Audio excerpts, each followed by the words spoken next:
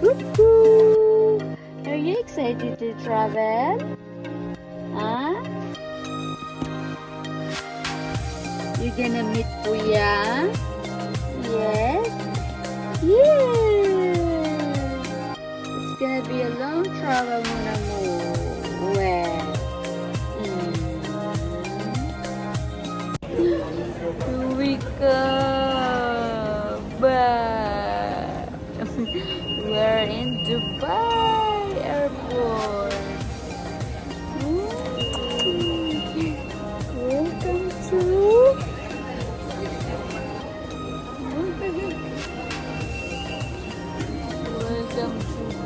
Dubai.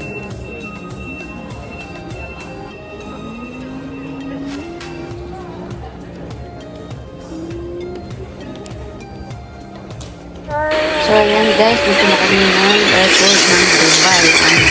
Napakatagal namin dito, 11 hours yung layover namin. Nakakapagod talaga mag-antay. Pero wala kami magawa dahil yan lang po ang nakita namin flight papunta ng Pilipinas. So habang nag-aantay kami ng next flight namin, ayan, ikot-ikot ko muna si baby. Ayan, kasi hindi, ayaw niyang matulog pa. Kaya ikot-ikot lang muna, tsaka dance. Tingnan mo naman yan, nakita niyo naman yan na ikot-ikot lang ako ng ikot kasi si baby ayaw talagang matulog pa. So, ganyan talaga pag mag-travel po my baby. So, ayan, si husband naman, ayan, paikot-ikot siya dyan sa store na yan. Kaya tingin-tingin sa kung ano yung mag-store niya dyan.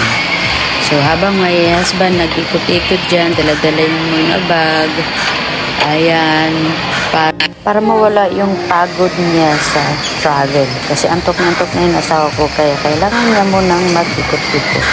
Kaya, ayan. So, ito, binigay ko muna si baby sa papa niya. Dahil ako, sobrang antok na talaga ako. Yung papa niya nakatulog na ng 2 hours. So, binigay ko muna si baby dahil until now, ayaw niya pa rin matulog. Kita nyo naman guys, ayan o, napaka-active.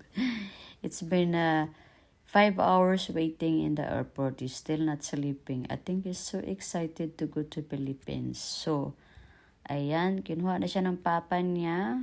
Maglaro-laro. Kasi gusto niya kasi makipaglaro.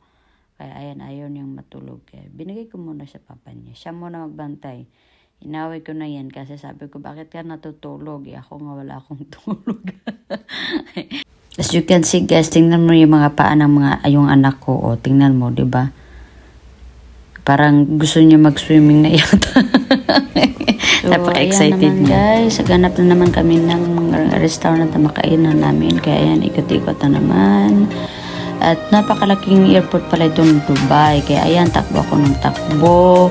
Kasi ang mabilis lumakad ng asawa ko.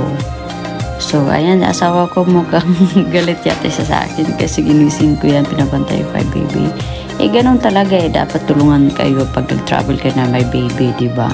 Nakakapagod kaya mag-travel pag may baby. Kaya dapat lang magtulungan lang talaga kami, diba? Gutom na talaga ako, guys. I need food na talaga. Sobrang gutom muna namin. So, ayan, nakahanap na kami ng restaurant at pinaupo ko na si baby dito sa may upuan. Pang-adult na yata itong chair na to. Pero okay na rin. Pinaupo ko si baby dyan. Nilagyan ko lang na ng jacket sa likod. Kasi para hindi siya mahulog. Pero ayan, parang gusto na yata niyang humiga. Ay, naghahanap na yata ito ng bed si baby. Gusto niya kasi, gusto niya talaga matulog.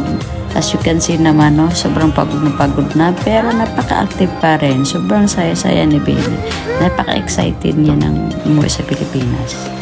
So, ito na. Hanap na namin yung connection flight namin papunta na ng Pilipinas.